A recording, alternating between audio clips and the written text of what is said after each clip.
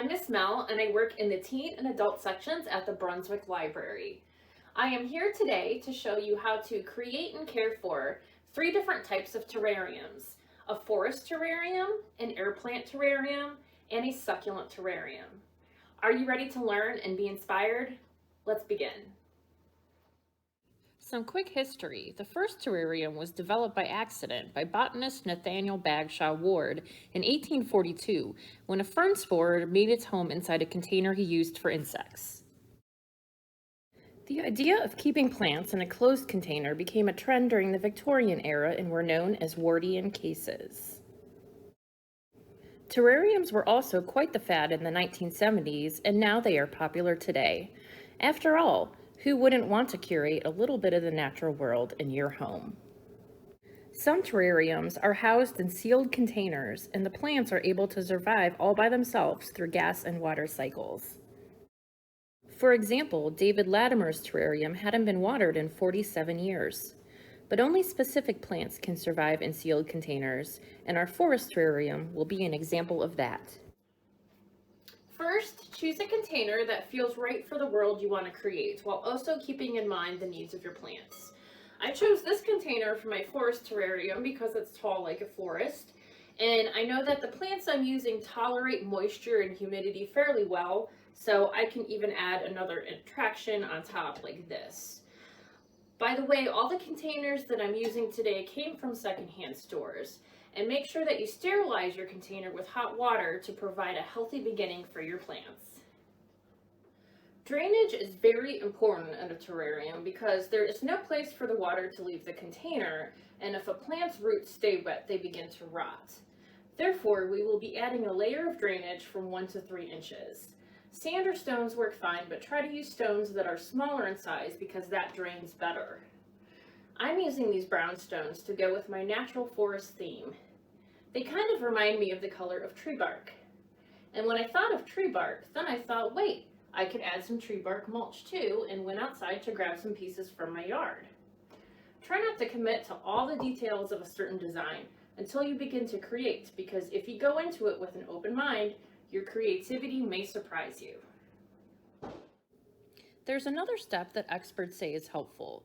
You can add a layer of activated charcoal that will help prevent mold, absorb toxins, and control odor. You can find activated charcoal at the pharmacy or garden center. Next, we add soil. Soil is what holds the nutrients and water for your plants. I am using regular potting soil, good for house plants. If you don't want your soil to mix with your drainage layer and look messy, you can separate the 2 layers with a coffee filter or some construction paper.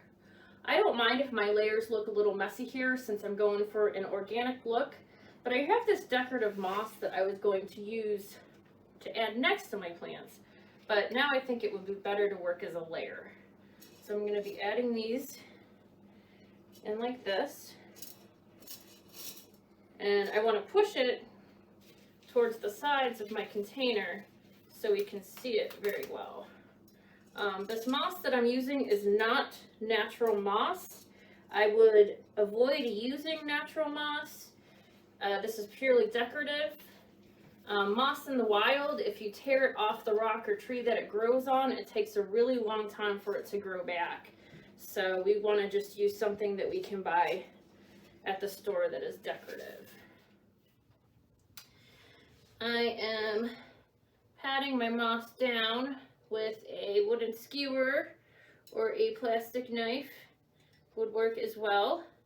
And I am adding about a 4-inch layer of potting soil. I chose these. They were from the house plant section for medium to low light. And we have a Dracena. They call this a Polka Dot Plant. Some baby tears, and a silver lace fern. Generally, leafy houseplants with stripes or spots tend to tolerate a variable amount of moisture, which is what happens in a closed terrarium. Some style tips: grouping plants with similar colors exudes a calm and peaceful vibe, while plants of contrasting colors of light and dark will have a more striking effect. Think also about the texture and the patterns of the leaves and how they look together. Before adding your plants, gently shake the old soil off the roots and clip the roots back 1 to 2 inches. Obviously, I'm not going to be able to use all of these plants in this terrarium, so we're going to use the smallest ones. And we want to try not to put them too close to the edges, where moisture may cause condensation and fungus. I find it helpful to, when you're taking apart your plants, to kind of upend them in another container so you can easily separate them. So I am adding my Polka Dot Plant. Oops, got to cut his little rootsies a little bit. Put him in here. Like so. Oh, gotta get his little rootsies in. I'll make a little hole and then kind of drop it in there. Use my scissors to kind of get it in there like that. And then we have our silver lace fern. Yeah, we're going to kind of take it apart in here because there's a lot of different stems and you can actually separate the roots to use what you need. And I'm going to separate some of the shorter pieces out. There we go. Knock off our old soil. I'm going to trim our roots and get most of that soil off. Make a hole and then just put it in. There we go. Well, here is the finished product. I didn't plan for my plants to be taller than the terrarium itself. I was going to add a little bowl with baby tears and a pine cone on top of it. But I decided to embrace what happened and add a beautiful twig of redwood and enjoy my portable forest. I will water my forest terrarium whenever the soil looks dry, but I will not soak it.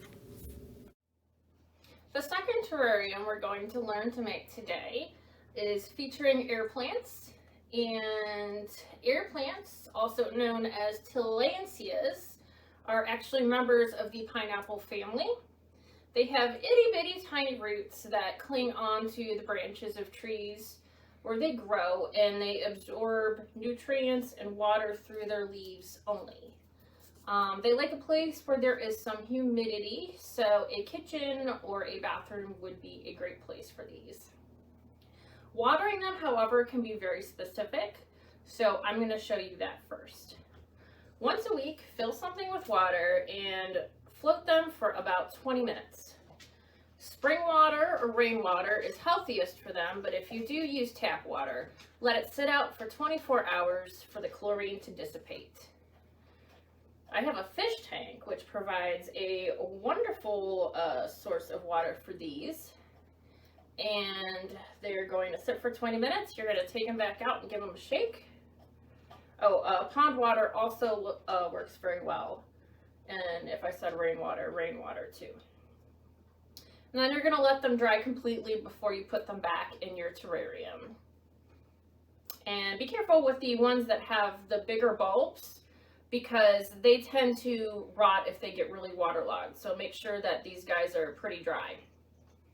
And typically the darker green leaved air plants will need to be watered more frequently than the silvery ones.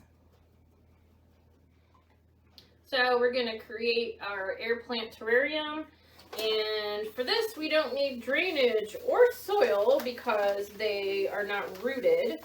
So I'm going to go ahead and use sand for this. I want to give it kind of like a sea air beachy theme.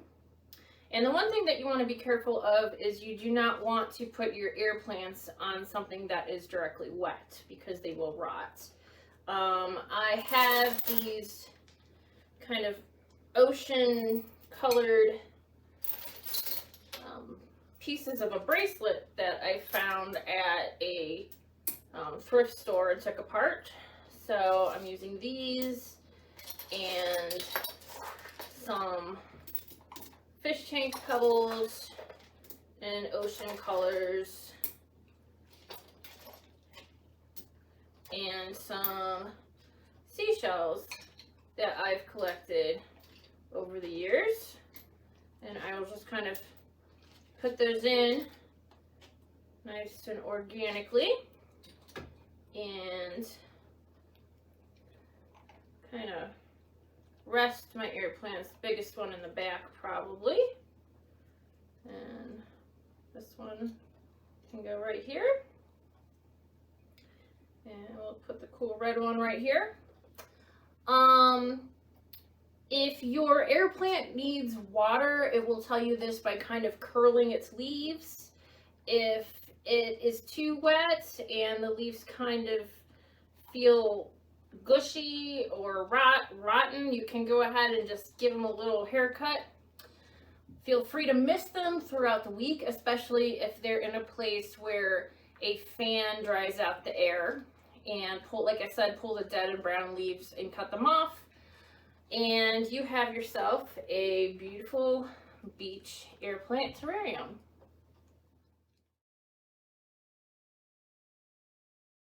Yep. The last terrarium to create today is our fantasy terrarium, which is going to feature some unique surprises. The plants we are going to use in this terrarium are succulents. Succulents are a group of plants that store water in their thick and fleshy leaves. Succulents like warm, dry air with little humidity, so they will grow best in an open terrarium.